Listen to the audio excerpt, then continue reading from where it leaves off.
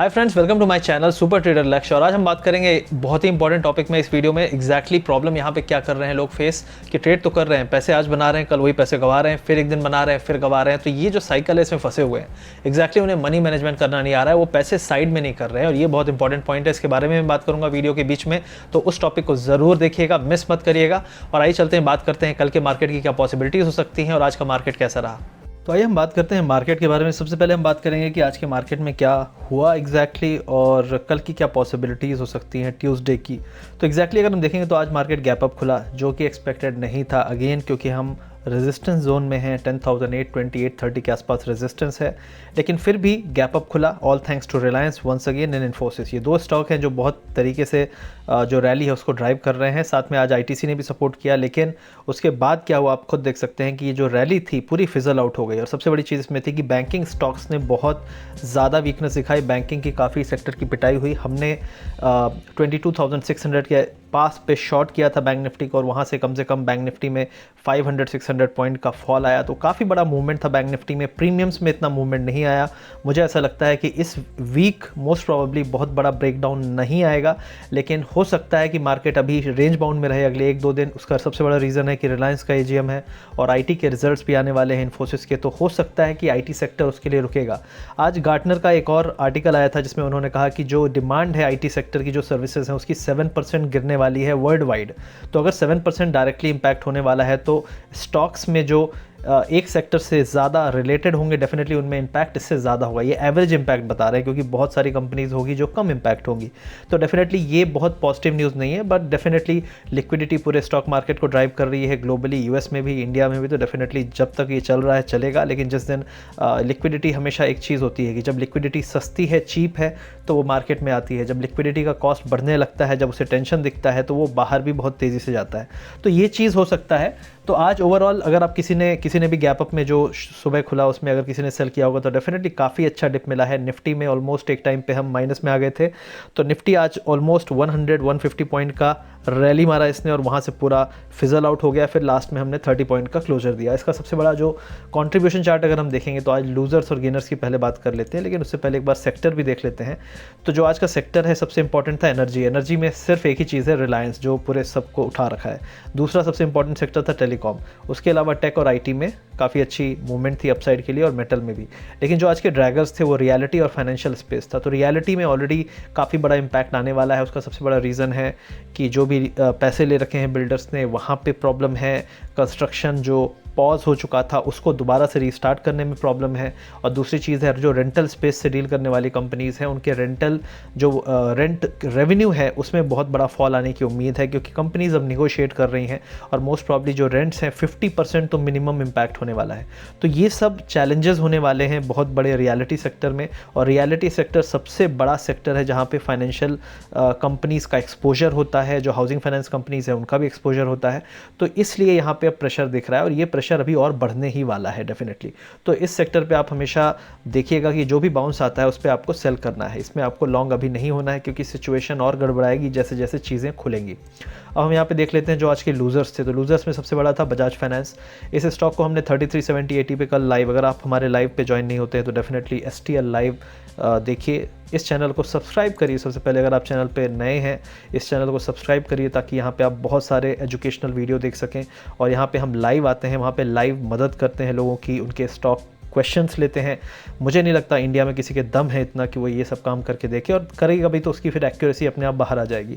तो लोग डरते हैं अपने आप को किसी भी रिस्क में लाने से, क्योंकि उन्हें पता है कि गलतियां मार्केट में होती हैं। तो गलती और सही की जो परवाह इतना करना नहीं चाहिए, क्योंकि ये मार्केट है, यहाँ पे हर आदमी सही भी हो सकता है, गलत भी हो सकता है। लेकिन अपनी बेस्ट पॉसिबल कोशिश मैं करता हूँ, और बहुत सारे लोगों को यहाँ पर मदद मिलती है। तो डेफिनेटली आप इस लाइव को ज़रूर ज्वाइन करिए। और अगर आप हमारे टेलीग्राम चैनल पर नहीं हैं तो वहाँ भी ज्वाइन करिए, सुपर ट्रेडर लक्ष्य उसका नाम है। अब हम यहाँ पे डेली गेनर्स की बात कर लेते हैं। तो सबसे पहले यहाँ पे डेली गेनर्स में आप देखेंगे टेक महिंद्रा। कल ये स्टॉक हमने बेयरिश मूव के लिए लिया था, लेकिन यहाँ पे एक बहुत इंपॉर्टेंट पॉइंट ये था कि जब पूरे स्टॉक आईटी के ऊपर जा रहे थे तो ये ऊपर नहीं गया।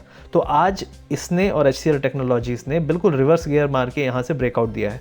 तो अभी ये दो स्टॉक थे जो अभी तक ऊपर नहीं जा रहे थे, आज इन्होंने अच्छी बड़ी रैली देखी, इन्होंने भी अपना टेक्निकल लेवल जो है टेस्ट कर लिया है। अब ओवरऑल सभी के सभी आईटी स्टॉक्स ऑलमोस्ट अपने रेजिस्टेंस लेवल पे हैं इन्फोसिस को मिला के, और इन्फोसिस का रिजल्ट आने वाला है तो डेफिनेटली उसके बाद ही डिसाइसिव मूव पूरे के पूरे स्टॉक्स लेंगे।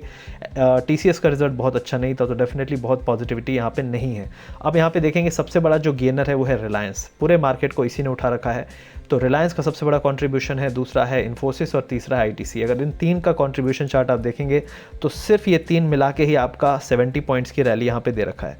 अब तीन स्टॉक 70 पॉइंट की रैली दे रखे हैं और उसके बाद अगर आप देखेंगे तो ओवरऑल निफ्टी सिर्फ 30 पॉइंट्स अप है। तो कब तक ये रिलायंस इंडस्ट्रीज़ हमेशा से टॉप में है पिछले 10 दिन से, और इनका एक और चीज़ खासियत आप देखेंगे, इनका एजीएम होने वाला है 2 दिन बाद। तो ये इनके पास जो भी डील्स आ रही हैं ऐसा लग रहा है जैसे एक बार में इनके पास डील आ चुकी है, लेकिन ये डील हर हफ्ते वीकेंड में ही डिस्क्लोज करना चाह रहे हैं। क्यों? क्योंकि जब भी स्टॉक ऊपर उठेगा फिर एक टेक्निकल डिप आएगा, टेक्निकल डिप के बाद फिर से एक आप डील का न्यूज़ दे दो, फिर मार्केट उठ जाएगा, फिर गिरेगा, फिर उठेगा। तो पिछले 6 से 7 हफ्तों से हर हफ्ते ये डील पे डील साइन कर रहे हैं और डील पे डील बाहर ला रहे हैं, जो डेफिनेटली एक लगता है कि मार्केट मैनिपुलेशन का बहुत अच्छा तरीका है। मेरे हिसाब से जो एजीएम है, ब्लॉकबस्टर जो विजन था वो पिछले साल का था, जब पिछले या पिछले के पिछले साल जब जियो आने वाला था, वो सबसे बड़ा विजन था जहां से रिलायंस ने पूरा टर्न अराउंड किया था। अभी सबको पता है कि बेच के कुल मिला के डेट चुका रहे हैं। जो इनका विजन है, सबसे बड़ी चीज़ है रिटेल इंडस्ट्री में, तो रिटेल में ऑलरेडी अगर इतना अच्छा था तो फ्यूचर बाजार के बिकने की हालत नहीं होती। तो रिटेल ऐसा बिजनेस है जो बहुत चैलेंजेस से गुजर रहा है। तो रिलायंस का सबसे बड़ा बिजनेस जो है जियो के बाद वो है रिटेल। तो रिटेल में अगर इतनी पॉजिटिविटी है ही नहीं पूरे सेक्टर में, तो रिलायंस का जो सबसे पॉजिटिव सेक्टर है वो है जियो, दूसरा है ऑयल की डिमांड डेफिनेटली अभी भी अच्छी नहीं है। तो ये सिर्फ जियो के दम पे आपका जो वैल्यूएशन दिख रहा है वो दिख रहा है। और ओवरऑल अगर आप रियल रेवेन्यू और प्रॉफिट देखेंगे तो वो रियल रिलायंस का आपको वैल्यूएशन डिसाइड करते समय देखना है, ना कि कितने डील हो रही है। डील नहीं हो रही है, आपका घर है, आप घर का एक एक कमरा बेचते जा रहे हो। एट लास्ट आप क्या सुकून से बस बैठे हो कि हाँ चलो मेरा कर्जा पट गया, बस यही रिलायंस के साथ है। जो इसकी अनलॉकिंग होनी है वैल्यू की, वो तो समय बताएगा, और उसके पीछे सबसे बड़ी चीज़ है रेवेन्यू, कितना वहाँ से ये कमाते हैं, कितना प्रॉफिट आता है। तो इस चीज़ को लोग देख नहीं रहे हैं। आई होप इस पर नज़र जब पड़ेगी सब लोगों की तो भीड़ चाल जिस तरीके से ऊपर ले गई है उसी तरीके से नीचे भी लाएगी, और इसके लिए आपको सतर्क रहना है यहाँ पे। बाकी आपकी मर्जी है, ये मेरा व्यू है। और दूसरी तरफ आप देखेंगे तो एचडीएफसी ग्रुप में आईसीआईसीआई, बजाज फाइनेंस, ये सभी स्टॉक्स में मैंने सेल दिया था कल लाइव में। तो डेफिनेटली इन सभी को जो बाउंस आना था उसके बाद सेल करना था, सभी ने बहुत अच्छा मूव दिया और काफ़ी लोगों ने इसमें पैसे भी बनाए होंगे। तो ये था कॉन्ट्रीब्यूशन प्लेट, बहुत कन्विंसिंग नहीं है क्योंकि यहाँ पर सिर्फ रिलायंस है। जब तक 5 से 6 स्टॉक लगातार 5 दिन तक रैली नहीं देते हैं तब तक वो ब्रेकआउट नहीं कहलाएगा। सिर्फ इंडेक्स मैनेजमेंट है, इंडेक्स को यहाँ पे रखना है। मे बी रिलायंस एजीएम का कमाल है, 15 तारीख को होगा, उसके बाद आप देखेंगे मार्केट में रिलायंस ही टर्न अराउंड भी लाएगा। तो ये इंपॉर्टेंट पॉइंट है। दूसरी चीज़ है, अगर आप एफआईआई डीआईआई डेटा चेक करते हैं तो यहाँ पे इंपॉर्टेंट पॉइंट ये है कि डीआईआई इस पूरे महीने में नेट सेलर है डीआईआई। तो खरीद कौन रहा है?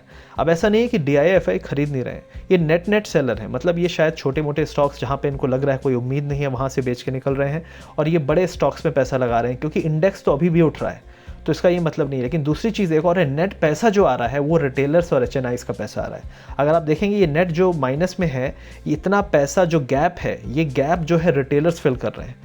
इंडिया में रिटेलर्स, लोग सोचते हैं कि रिटेलर्स के पास पैसा नहीं है, रिटेलर्स के पास इतना दम नहीं है कि वो मार्केट को उठा पाए।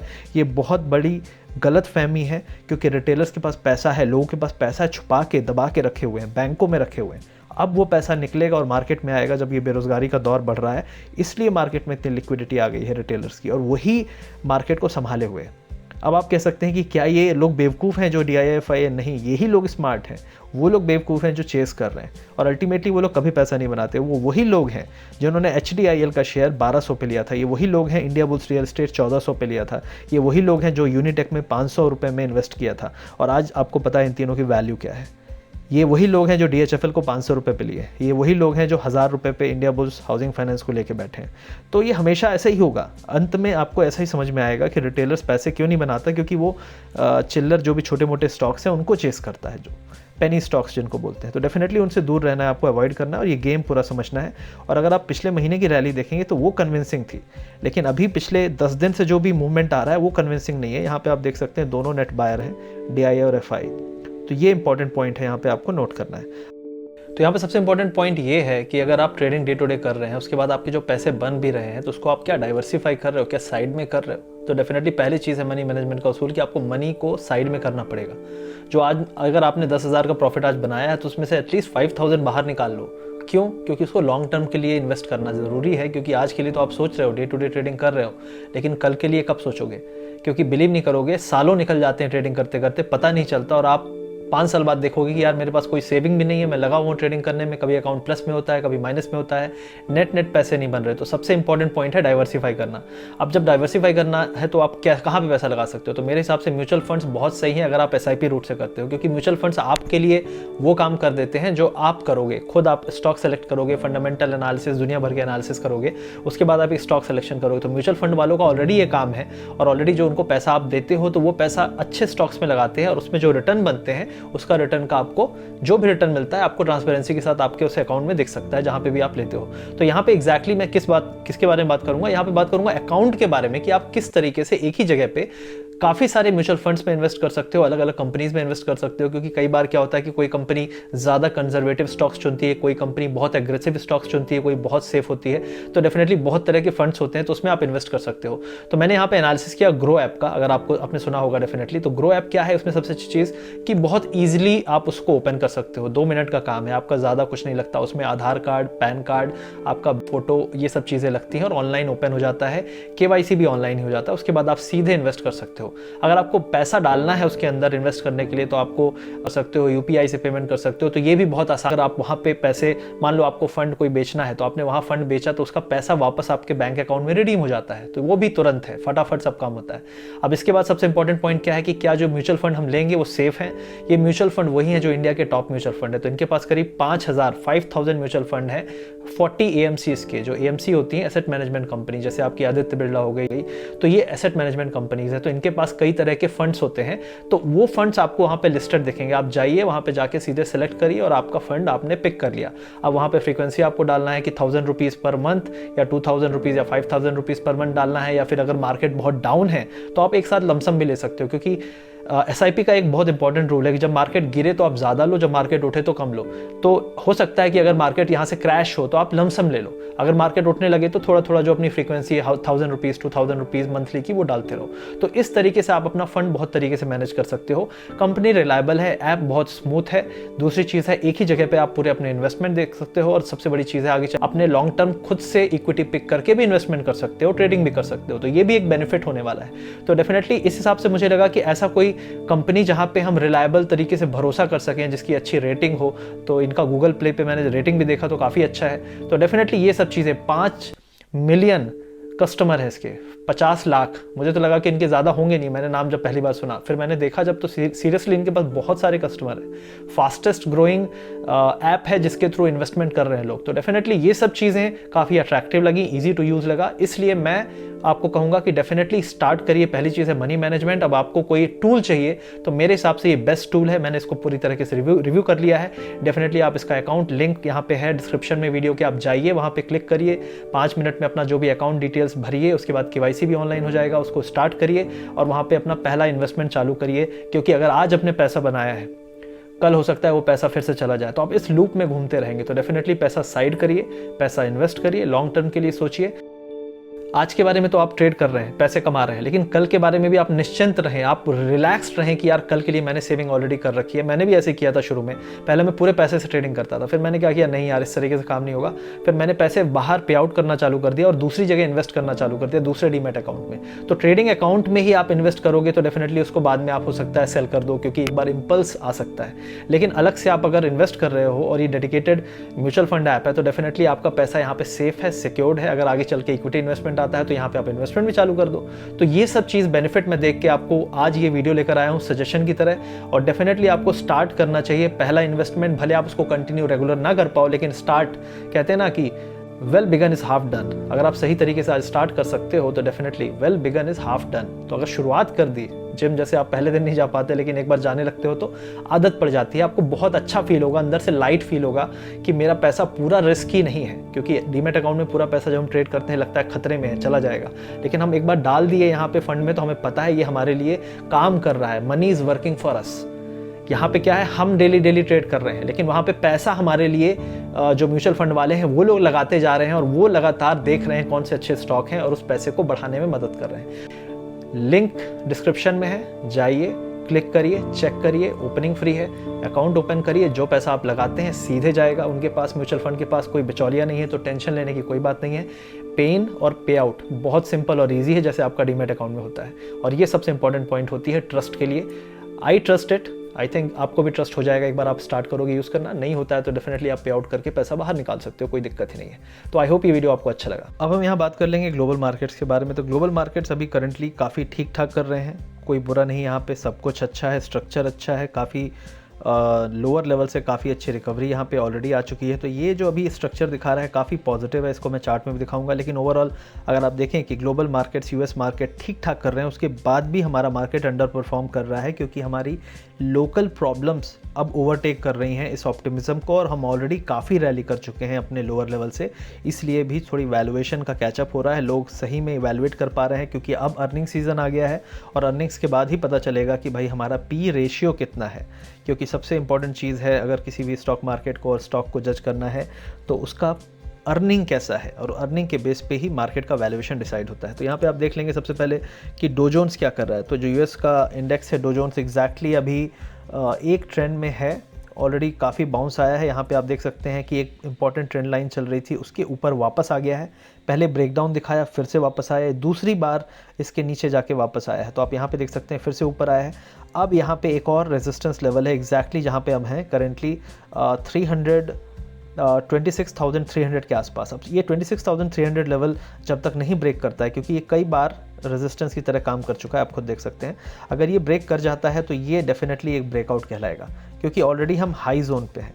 लेकिन अगर यहाँ से फिर से रिवर्सल मारता है तो फिर से ये उसी रेंज में फंस जाएगा, और सबसे इंपॉर्टेंट लेवल होगा 26,000। अगर 26,000 के नीचे आया फिर से डो जोन्स, तो फिर से अगला ब्रेकडाउन स्टार्ट हो जाएगा। एक बार पहला अटेम्प्ट ये फेल हो चुका है, दूसरा अटेम्प्ट भी फेल हो चुका है, अब तीसरा अटेम्प्ट अगर चालू किया इसने तो डेफिनेटली वो एक फाइनल अटेम्प्ट हो सकता है, क्योंकि 2-3 बार सपोर्ट टेस्ट कर रहा है, डेफिनेटली कुछ तो प्रॉब्लम है यहाँ भी, तो डेफिनेटली हो सकता है कैचअप करे।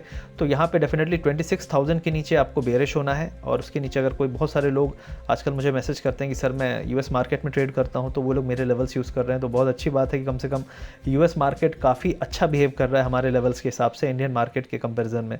तो डेफिनेटली यहाँ पे आपका जो लोअर सपोर्ट लेवल आएगा 25,500 के आसपास आएगा, अगर किसी भी केस में 26,000 ब्रेक डाउन होता है।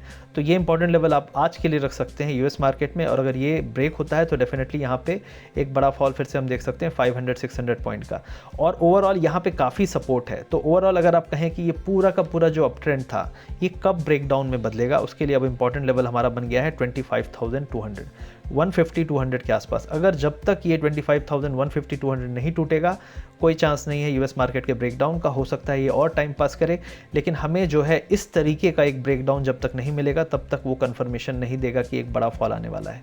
और लास्ट टाइम भी जब ये मार्केट ऊपर जा रहा था तो आप देखेंगे यहाँ पे काफ़ी कंसोलिडेशन कर रहा था, लग रहा था कि ब्रेकडाउन यहाँ पे होने वाला है, लेकिन उसके बाद रिवर्स गियर मार के इसने सीधे ब्रेकआउट किया था।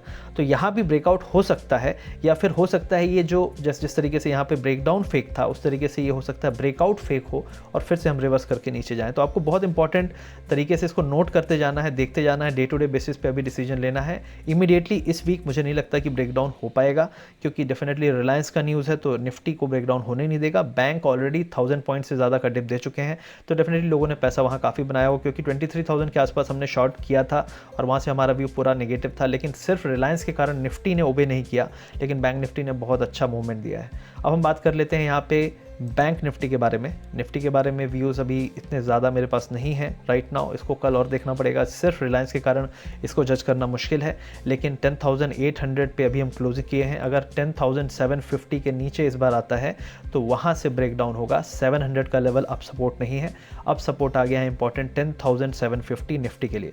बैंक निफ्टी के बारे में थोड़ी डिटेल्स में बात करना चाहूँगा, तो एग्जैक्टली हम क्लोज हुए हैं 22,100 के आसपास। तो यहाँ से अगर कोई टेक्निकल बाउंस मिलता है 22,350 380 के आसपास, अब हमें वहाँ पे सेल करना है। आज 600 का लेवल बहुत बढ़िया सेलिंग पॉइंट था, हमने वहाँ पे सेल किया, ऑलमोस्ट 500 पॉइंट मिला। पुट में ऑलमोस्ट 30-80% लोगों ने पैसा कमाया। लेकिन अब जो इसका सपोर्ट हो गया है वो 22,380 400 के आसपास होगा। अगर हमको वहाँ तक कोई बाउंस मिलता है वहाँ पे सेल करें, यहाँ पे इमीडिएटली सेल ना करें। और अगर गैप डाउन मिलता है तो हमारा जो सपोर्ट आएगा 21,700 के आसपास आएगा। तो अभी ये लेवल है important right now bank Nifty के लिए।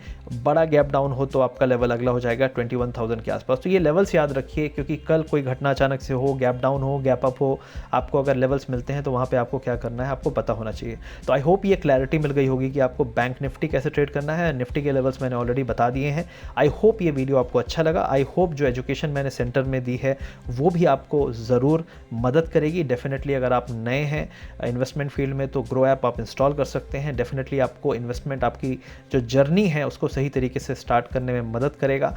एक चीज़ और है, जब घर में आग लगेगी तब आप पानी के लिए कुआं खोदने नहीं जाओगे, तो पहले से आपको तैयारी करके रखना है। और मैंने ऑलमोस्ट 3 साल पहले ये डिसीजन लिया था कि मैं थोड़े थोड़े पैसे, तो मैं 500 रुपये, 1000 रुपये, थोड़े थोड़े पैसे ही डालता हूँ। और बिलीव नहीं करोगे कि वो फंड भी मेरा आज लाखों में है और मुझे पता भी नहीं चला कि कब मैंने 500,000 रुपीज़, क्योंकि ट्रेडर जो होता है वो थोड़े थोड़े पैसे ब्रोकर में, ब्रोकरेज में और थोड़े थोड़े लॉस, छोटे छोटे प्रॉफिट बुक नहीं करता है। लेकिन जब हम उस छोटे छोटे प्रॉफिट को साल भर इकट्ठा करें तो कितना पैसा हो सकता है हमें पता नहीं है।